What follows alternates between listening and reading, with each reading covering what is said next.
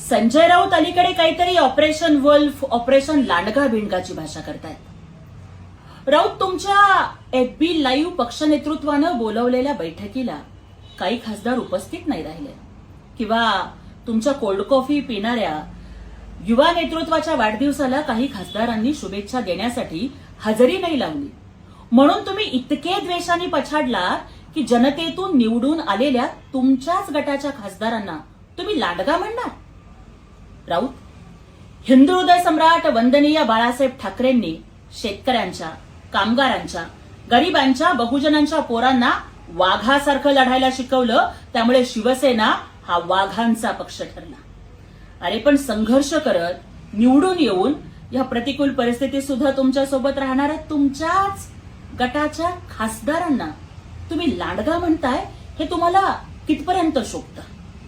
राऊत, तुम्हाला तरस हा प्राणी माहितीये का, जो स्वतः कधीच शिकार करत नाही परंतु दुसऱ्यांनी करून आणलेल्या शिकारीच्या उष्ट्यावरती तो जगतो. तुम्ही स्वतः तर कधीच कोणती निवडणूक लढवली नाही. निवडून आलेल्या आमदार खासदारांच्या मतावर तुम्ही आयत्या बेळावर नागोबासारखे राज्यसभेचे अनेक वर्ष खासदार झालात आणि फक्त बोलबच्चनगिरीशिवाय दुसरं काहीच काम केलं नाही. मग तुमच्यामध्ये आणि त्या तरसामध्ये कुणाला जर काही साम्य आढळलं तर तो आपण त्यांचा गुन्हा समजायचा का? राऊत, ऑपरेशन करायला ना वाघाचं काळीच लागतं.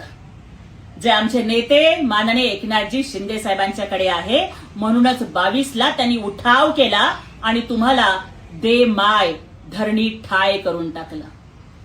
राऊत, उठाव करने के लिए शेर का कलेजा लगता है, पण तुमच्याकडे ना कलेजा आहे ना भेजा आहे. त्यामुळे तुम्ही कुठलंच ऑपरेशन करू शकत नाही. ही संजय राऊतांच्या सारखी बोलबच्चनगिरी करणारी प्रवृत्ती म्हणजे महाराष्ट्राच्या राजकारणाला लागलेली वाळवी आहे. तुम्ही अशी घुस आहात जी स्वतःचाच गट पोखरून काढतीये आणि कदाचित उबाठा पक्ष संपवण्याची सुपारी घेऊन तुम्ही काम करताय, आम्हाला असं वाटतं. अहो, आमचे नेते सन्माननीय एकनाथजी शिंदे साहेब आणि आमचं युवा नेतृत्व आदरणीय खासदार डॉक्टर श्रीकांत शिंदे साहेब यांनी अनेक वेळेला सांगितलं ना की आम्हाला आता कुणालाच पक्षात फोडाफोडी करून घेण्याची गरज नाही. आमच्याकडे बहुमत आहे केंद्रात सुद्धा आणि राज्यात सुद्धा. आणि तरी सुद्धा तुम्हाला खासदारांना बोलवावं लागतं, बैठका घ्याव्या लागतात, आणाभाक्या घ्याव्या लागतात, शपथा घ्याव्या लागतात. ही मजबुरी तुमच्यावरती का आली?